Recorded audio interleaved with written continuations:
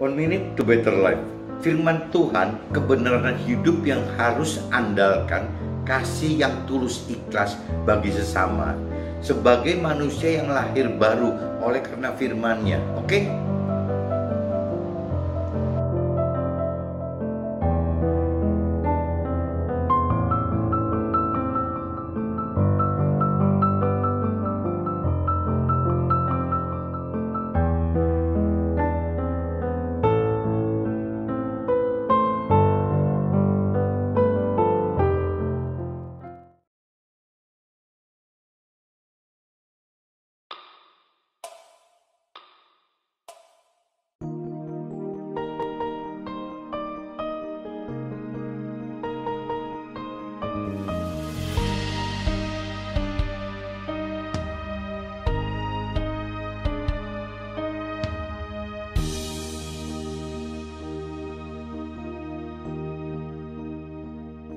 Bila kau izinkan sesuatu terjadi, ku percaya semua untuk kebaikanku. Bila nanti telah tiba waktumu, ku percaya kuasa-Mu memulihkan hidupku. Waktu Tuhan pasti yang terbaik, walau kadang tak mudah dimengerti.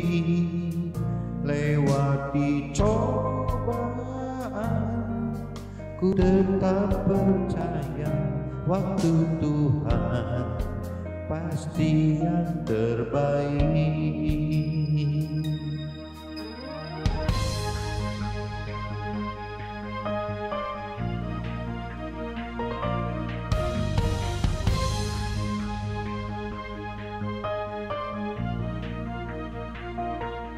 Bila kau izinkan sesuatu terjadi,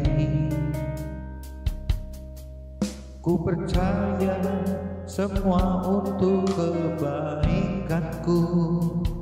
Bila nanti telah tiba waktumu, ku percaya kuasa-Mu memulihkan hidupku.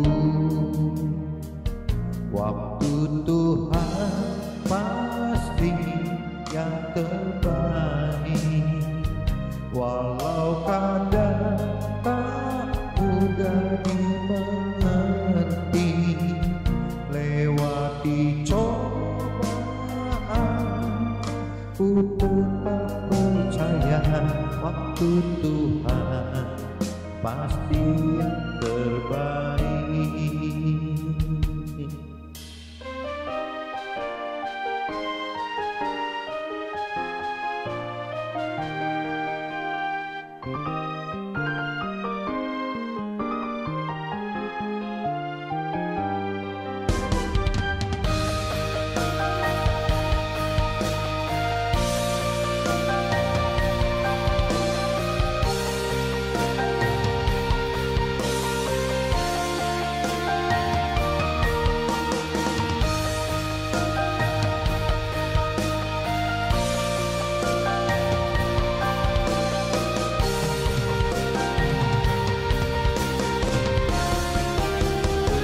Waktu Tuhan pasti yang terbaik, walau kadang tak mudah dimengerti. Lewati cobaan,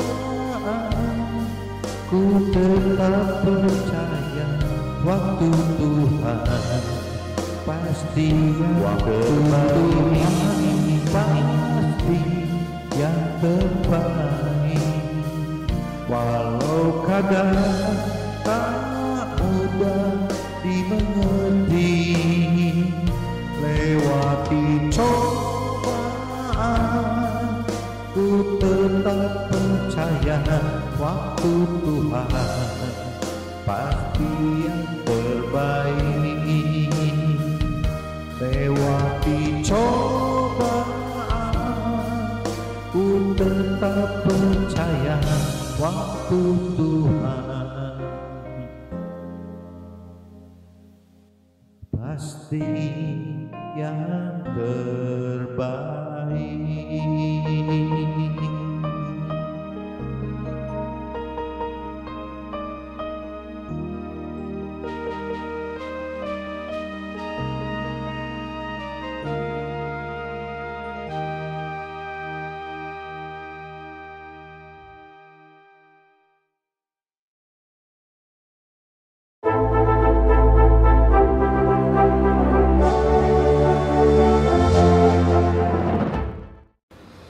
Jumpa kembali di MZT Journey Inspiration of Life. Pagi ini saya mau coba sharingkan gitu dengan tema kasih karunia Tuhan pengganti akal dan budi yang dapat alami kering dan gugur. Jadi maksudnya selama kita mengandalkan jiwa kita, pikiran, perasaan, kehendak kita, kita selalu menggunakan akal budi kita. Itu kalau bicara versi firman, itu satu saat jiwa kita ini bisa membawa kita ke dalam kekeringan dan keguguran gitu. Nah, beda dengan apabila kita hidup, pikiran, perasaan, kehendak kita itu dibawa ke alam pikiran, perasaan, kehendak Tuhan yang ujung-ujungnya gitu. Tuhan ingin sekali kita mengandalkan kasih karunia yang dari Tuhan gitu. Nah ini saya coba kutip di kitab Matius teman-teman, impresi di kitab Matius pasal 17 ayat 27. Cuma satu ayat saja gitu. Ini cerita tetapi supaya jangan kita menjadi batu sandungan bagi mereka, pergilah memancing ke danau, dan ikan pertama yang kau pancing tangkaplah dan bukalah mulutnya, maka engkau akan menemukan mata uang 4 dirham di dalamnya. Ambillah itu dan bayarkanlah kepada mereka, bagiku dan bagimu juga. Nah ini cerita Yesus teman-teman. Yesus membayar bea untuk di bait Allah gitu.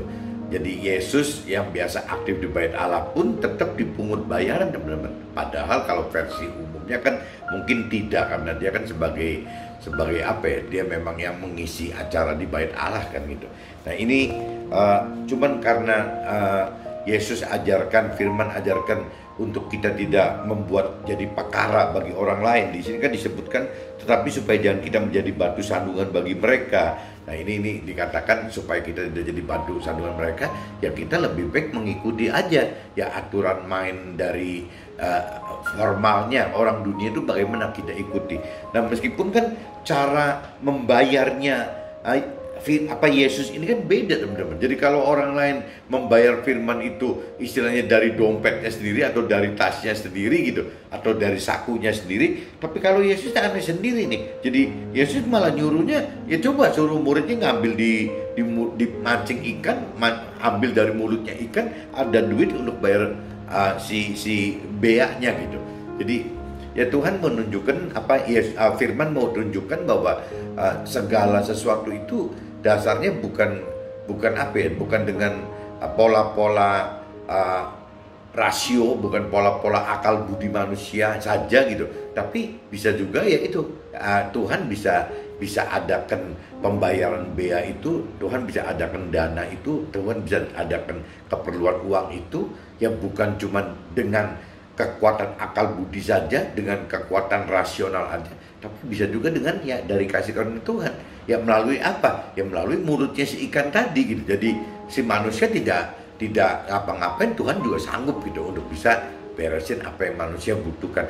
Intinya segitu teman-teman. Jadi bagaimana Tuhan ingin membandingkan, firman ingin bandingkan pola-pola hidup dengan rasional, pola-pola hidup dengan mengandalkan diri sendiri, pola-pola hidup yang mengandalkan jiwa sendiri, pikiran, perasaan, dan kehendak sendiri itu sebenarnya gitu. Karena Tuhan ingin kita bukan seperti itu, tapi Tuhan lebih ingin kita berdasarkan ya kasih karunia dari Tuhan. Jadi apapun juga ya dari Tuhan gitu. Tuhan ingin seperti itu. Kenapa? Karena apabila kita mengandalkan diri sendiri, apabila kita dengan kekuatan kita sendiri, terkadang tidak jauh-jauh kita meninggalkan Tuhan. Kenapa? Karena kekuatan kita sendiri gitu. Karena kita merasa aman, yakin dapat hidup tanpa Tuhan. Nah, sedangkan Tuhan terbalik. Di dunia boleh aja gitu. Manusia bisa bertahan hidup tanpa Tuhan. Tapi kalau sudah sampai ke titik masuk ke dalam alam akhirat, itu udah nggak mungkin teman. Tanpa Tuhan, tanpa roh Tuhan, tanpa ada jalan-jalan kehidupan, kebenaran kehidupan versi firman Tuhan itu, perintah perintah firman Tuhan, rasanya untuk nyampe sampai ke titik masuk ke dalam keselamatan akhirat itu udah nonsen gitu, udah nggak mungkin gitu. Nah ini yang Tuhan khawatirkan, apabila kita manusia tidak mengenal kasih karunia Tuhan, takutnya ya tidak akhirnya menjadi pelaku firman yang benar gitu. Tidak, karena apa ya, kembali lagi terganggu karena merasa punya kemampuan sendiri, bisa mengandalkan diri sendiri atau orang lain, sehingga tidak memerlukan Tuhan gitu. Nah, sedangkan dalam pengertian akan firman Tuhan kan, Tuhan udah tahu jelas bahwa tanpa ada kasih karunia dari Tuhan, orang tidak mungkin bisa masuk ke alam akhirat dengan selamat gitu. Nah ini saya udah bacakan di kitab Matius 17 ayat 27 teman-teman. Ini terkait teman-teman ya, kalau kita bawa ke 1 Petrus, coba kita cari kitab 1 Petrus teman-teman. Kitab 1 Petrus pasal 1 ayatnya 13 sampai 25. Nah ini nanti saya mau coba jabarkannya, mungkin sharingnya dasarnya dari 1 Petrus pasal 1 ayat 13-25 tersebut teman-teman. Coba saya bacakan dulu dari ini judulnya itu di perikopnya, ini satu perikrop isinya dari ayat 13 sampai 25 teman-teman. Jadi saya baca secara universal satu perikrop itu. Kekudusan dan kasih persaudaraan. Sebab itu siapkanlah akal budimu, waspadalah dan letakkanlah pengharapanmu seluruhnya atas kasih karunia-Nya yang dianugerahkan kepadamu kepada waktu pernyataan Yesus gitu. Jadi sebab itu siapkanlah akal budimu. Jadi maksudnya akal budi kita coba siapkan gitu loh. Nah, terus waspadalah dan letakkanlah pengharapanmu seluruhnya atas kasih karunia yang dianugerahkan kepadamu pada waktu pernyataan Yesus gitu. Nah, hiduplah sebagai anak-anak yang taat dan jangan turuti hawa nafsu yang menguasai kamu pada waktu kebodohanmu. Jadi kalau kita gegabah gitu, mengumbar hawa nafsu kita, ya kalau bicara versi firman itu kebodohan gitu, kebodohan kita gitu. Tetapi hendaklah kamu menjadi kudus di dalam seluruh hidupmu, sama seperti Dia yang kudus yang telah memanggil kamu gitu. Sebab ada tertulis, kuduslah kamu sebab aku kudus. Jadi kalau kita pengen bicara, kita pengen mengenal, mengerti dan melakukan firman Tuhan tanpa kekudusan, rasanya nggak mungkin teman-teman. Karena itu syarat dasarnya itu ya memang harus kudus gitu.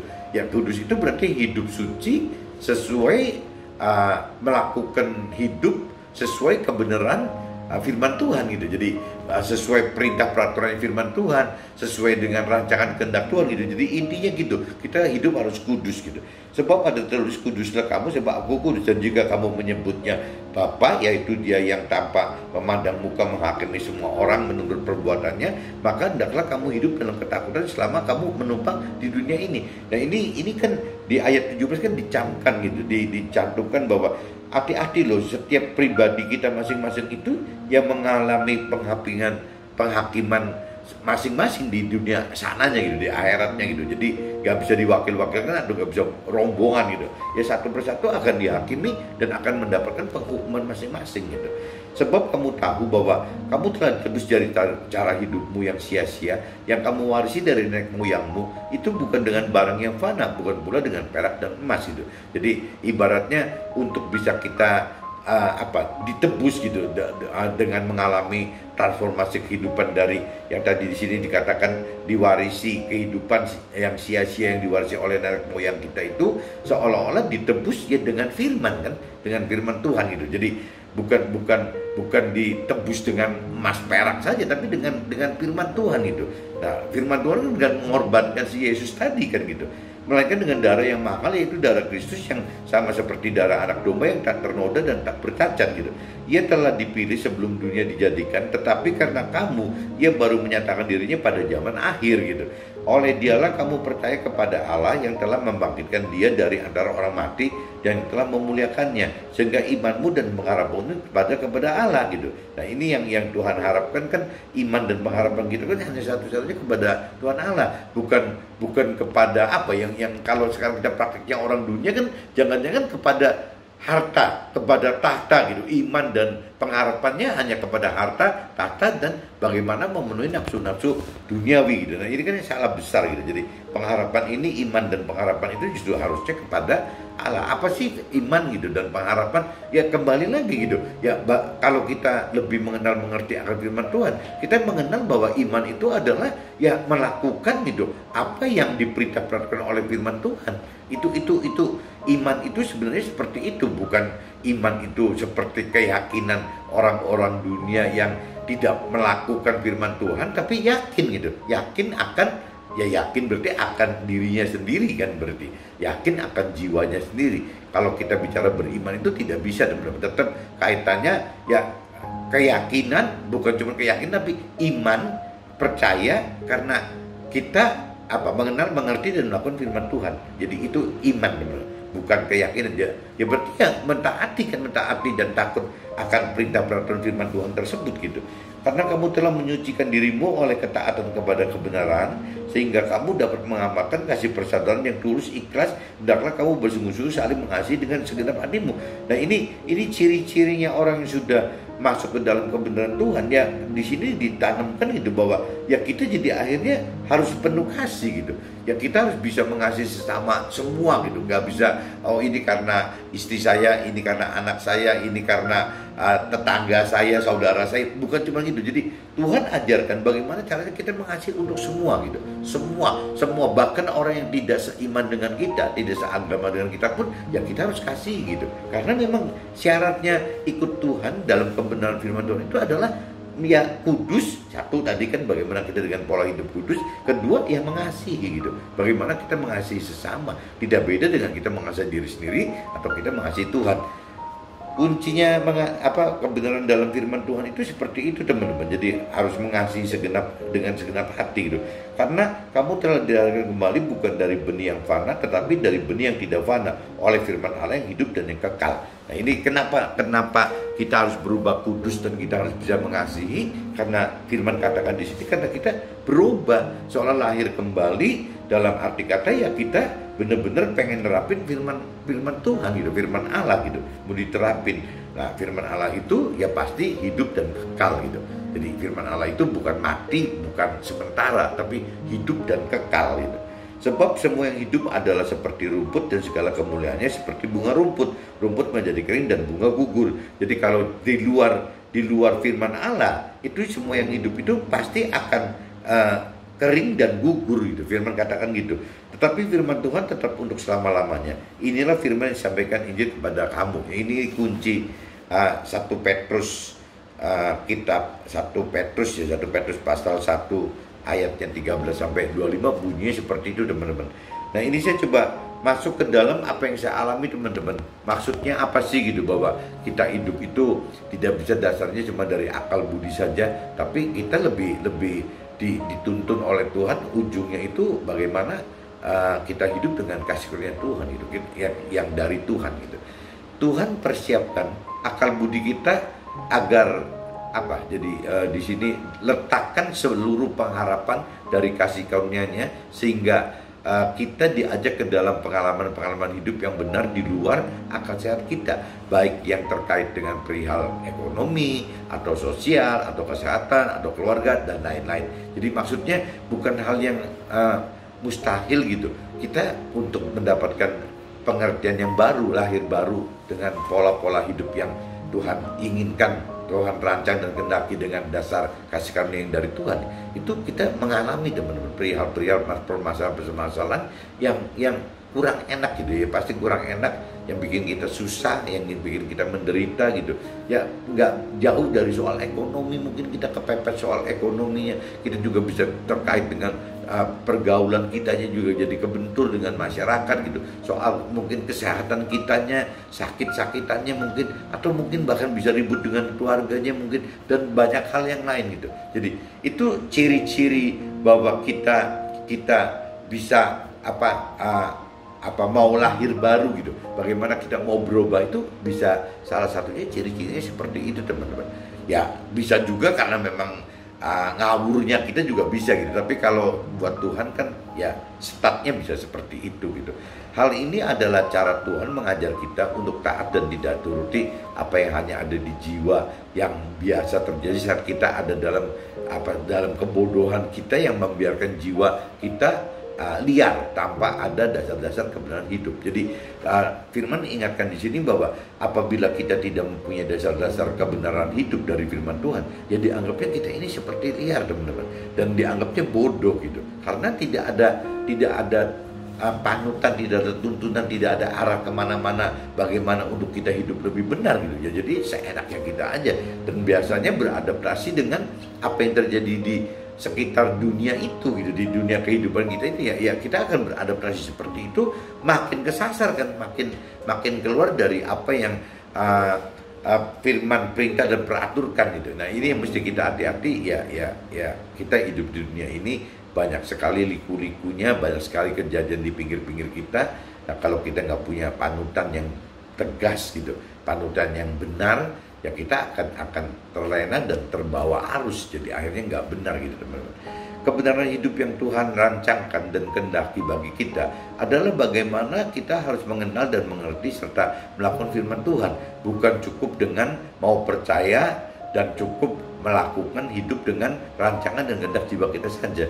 Jadi kalau ada orang yang mengatakan bahwa dia tidak percaya Tuhan, jangan-jangan mungkin lebih baik loh daripada orang yang ngomong percaya Tuhan tapi ya tidak benar-benar mengenal, tidak mengerti dan tidak melakukan perintah Tuhan, tapi hanya ngomong percaya saja gitu. Kalau tidak percaya Tuhan, mungkin satu saat dia akan mencari kan, atau belum percaya Tuhan, itu lebih baik lagi gitu. Sehingga satu saat dia akan mencari, mereka akan mencari gitu. Tapi kalau mereka sudah percaya Tuhan gitu, tapi tidak mengenal, tidak mengerti dan tidak melakukan firman Tuhan, nah ini apakah jadi akhirnya malah makin tambah bahaya gitu ya, karena sudah merasa bahwa dia sudah percaya Tuhan dan dia sudah percaya tahu akan Tuhan, dia berandai-andai secara jiwanya, pikiran, perasaan, kehendaknya bahwa dia sudah mengenal Tuhan, dia sudah mengerti Tuhan dan dia sudah melakukan firman Tuhan. Dan ini kan jadi makin tidak ada koreksi diri teman-teman, karena ya itu karena anggapnya sudah percaya gitu.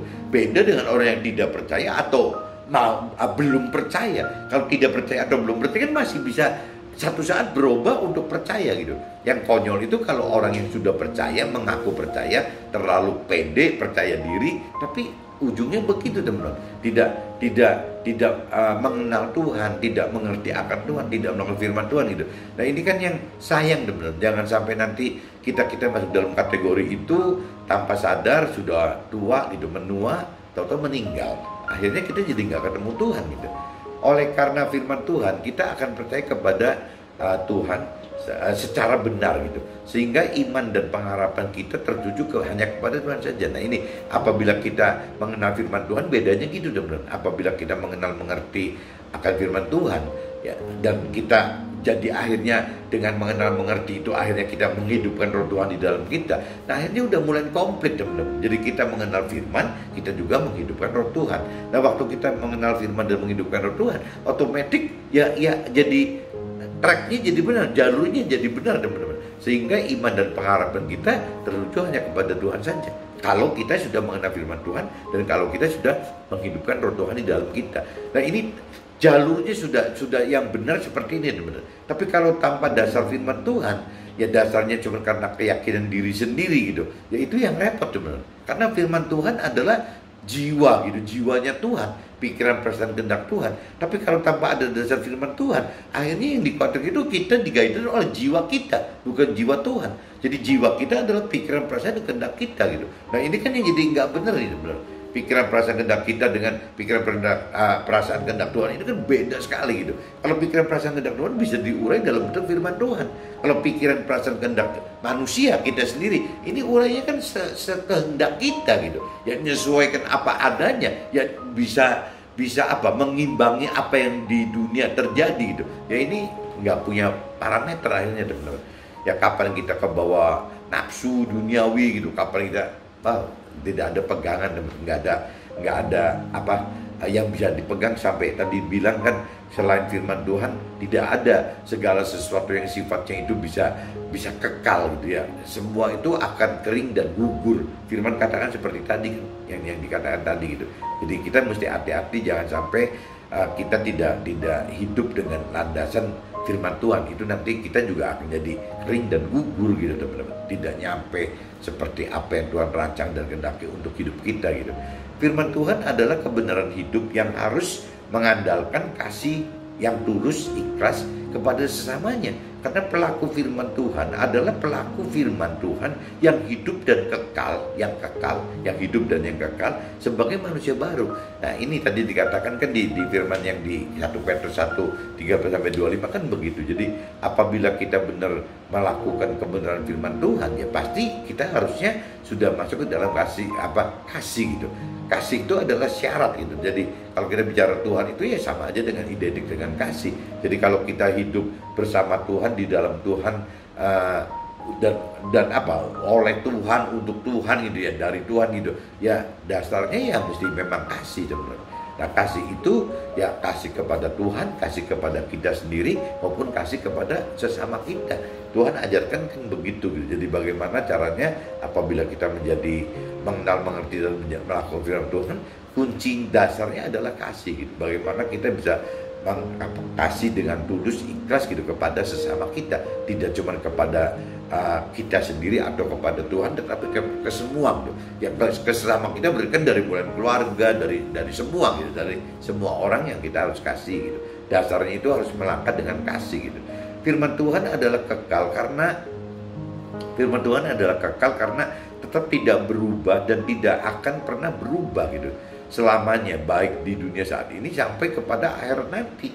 Berbeda dengan semua yang hidup dan kemuliaannya akan alami kering dan gugur gitu. Jadi selain firman Tuhan teman-teman, semua soal yang hidup dan yang mulia itu akan kering dan gugur gitu.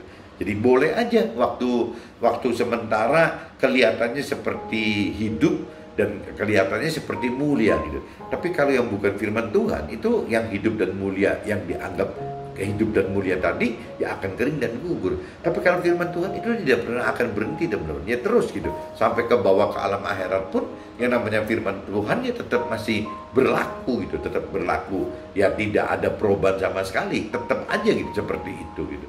Jadi di sini ditekankan teman-teman bahwa pengharapan kekudusan dan kasih persaudaraan itu ya kunci bagaimana kita bisa menjadi pelaku firman yang benar gitu. Itu kuncinya itu.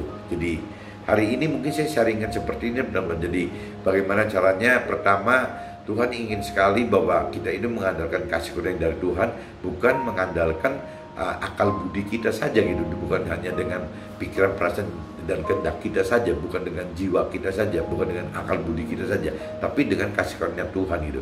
Kenapa? Karena kasih karunia Tuhan akan melahirkan yang kita hidup dengan mengenal, mengerti, dan melakukan firman Tuhan. Nah, waktu kita mengenal, mengerti, melakukan firman Tuhan, otomatis kita masuk ke dalam ya jadi manusia baru yang sebagai pelaku firman itu. Nah, pelaku firman itu berujung akan ya seperti Tuhan, ya bagaimana diajar tentang kasih gitu, bagaimana mengasihi Tuhan, bagaimana mengasihi diri sendiri, dan bagaimana mengasihi sesama kita.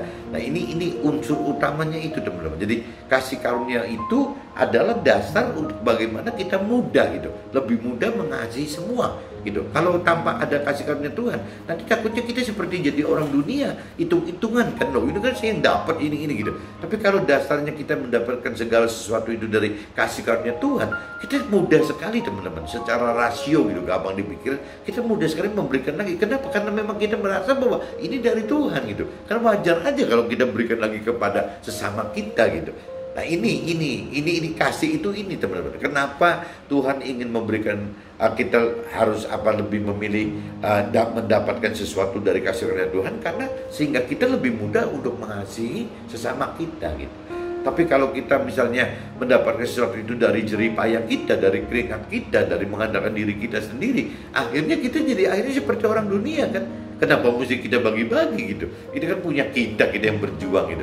Tapi kalau memang kita mendapatkan segala sesuatu itu dari kasih karunia Tuhan, ya itu kembali lagi pemberian Tuhan. Ya wajar saja ya kita berikan kepada yang lain. Bahkan ada firman lain katakan, semakin banyak memberi, malah Tuhan akan kirim berkat makin banyak lagi. Baik itu berkat rohani, baik itu berkat jasmani gitu, duniawi akan datang terus kan. Jadi ya kuncinya kembali lagi ya kasih karunia gitu. Kalau kita bisa hidup dengan kasih karunia Tuhan, akan sangat mudah kita bisa mengasihi Tuhan, kita bisa mengasihi diri kita sendiri, dan kita juga bisa mengasihi sesama. Oke teman-teman, see you, bye-bye.